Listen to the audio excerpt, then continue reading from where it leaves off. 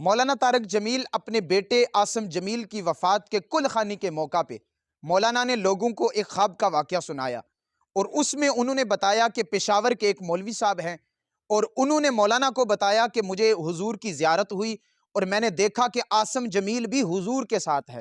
مولانا نے بڑے جذباتی انداز سے لوگوں کو واقعہ سنایا اور مولانا کی آنکھیں بھی آنسوں سے بھیگ گئیں، لیکن اس بات کو لے کے پورا سوشل میڈیا مولانا طارق جمیل کے اس خواب کے واقعے کے خلاف ہو گیا اور مولانا پہ تنقید کرنے لگا، ان کو ہدف تنقید بنانے لگا اور یہ کہنے لگا کہ مولانا تو کہانیاں سنا رہے ہیں، مولانا اپنے بیٹے کے فضائل بیان کر رہے ہیں۔ گزارش یہ ہے، یہ وقت مولانا پہ تنقید کرنے کا نہیں ہے بلکہ ان کے دکھ میں شامل ہونے کا ہے۔ یہ وقت مولانا کو ہدف تنقید بنانے کا نہیں ہے۔ اگر آپ دکھ میں شامل نہیں ہو سکتے تو مولانا کی ذات کو کبھی تنقید نہ بنائیے۔ کیوں؟ اس لیے کہ جس